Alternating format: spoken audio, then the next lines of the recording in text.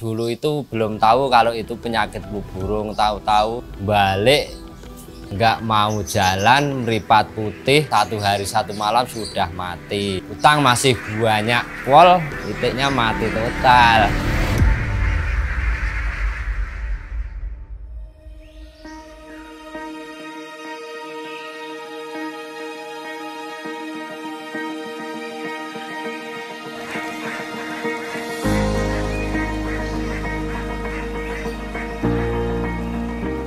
Saya Supadi, saya mulai usaha ternak bebek tahun 84, Pak.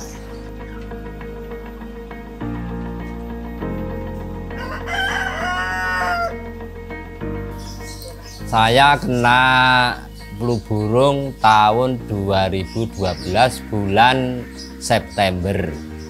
Titik saya waktu itu kurang lebih 2000, kurang dikit, kalau 1900 ada, tapi mati semua, kena virus flu burung, matanya putih, nggak tahu jalan, balik-balik, tinggal 6 ekor.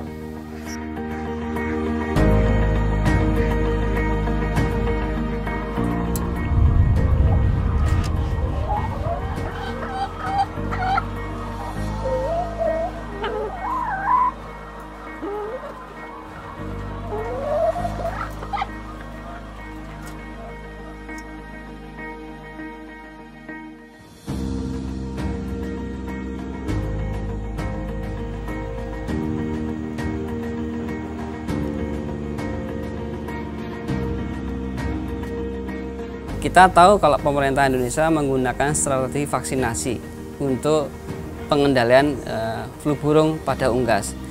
Nah, strategi vaksinasi ini harus dibarengi dengan kebijakan monitoring apakah virus-virus yang beredar di Indonesia itu masih match, masih tercover nggak dengan vaksin-vaksin yang diedarkan sekarang.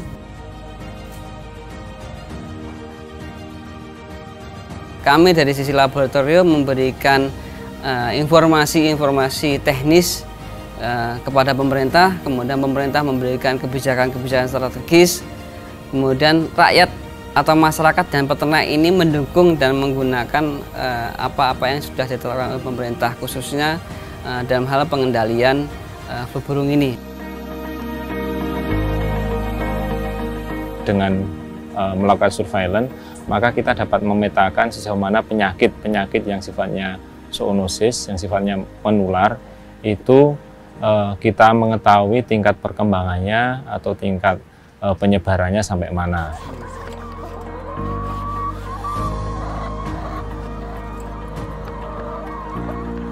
Sejak di 2009 kami tidak mampu memutus penyakit, jadi tiap tahun kami selalu ada serangan penyakit, sehingga kami berusaha untuk mencari tahu program biosecurity.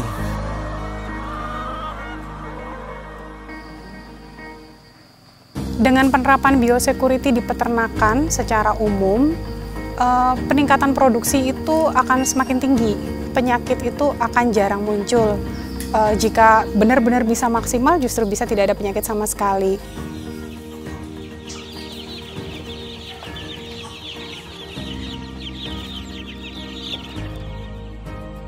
Akhirnya pangan yang dihasilkan itu akan lebih banyak, sehingga kita lebih banyak lagi juga istilahnya lumbung pangan untuk Indonesia sendiri.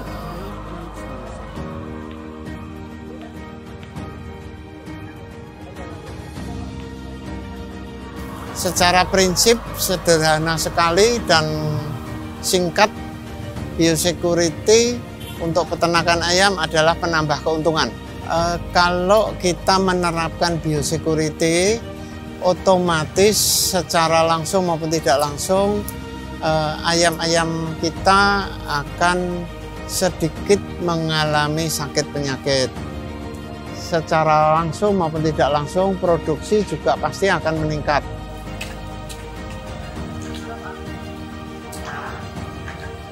Menurut saya biosecurity di kandang Pak Robi ini cukup baik.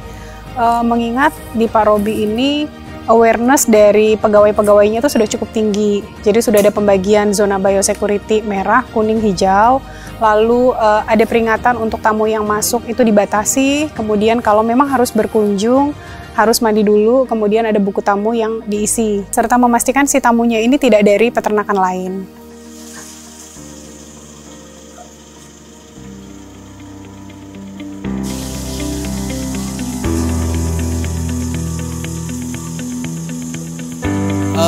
Manfaat yang saya rasakan sejak kami mengikuti program biosecurity 3 zona ini, andai kata ada masalah di peternakan ayam, masalah kesehatan, itu mudah diatasi, penyakitnya bisa mudah dipadamkan.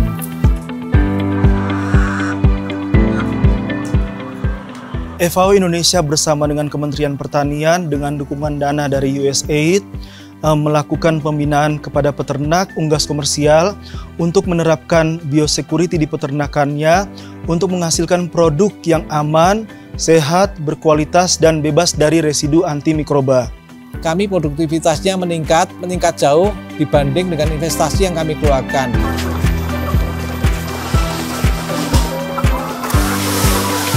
Harapan kami semua peternak di Indonesia bisa menerapkan biosecurity dengan bekerja sama semua pihak karena manfaatnya bukan untuk kami tetapi untuk peternak itu sendiri.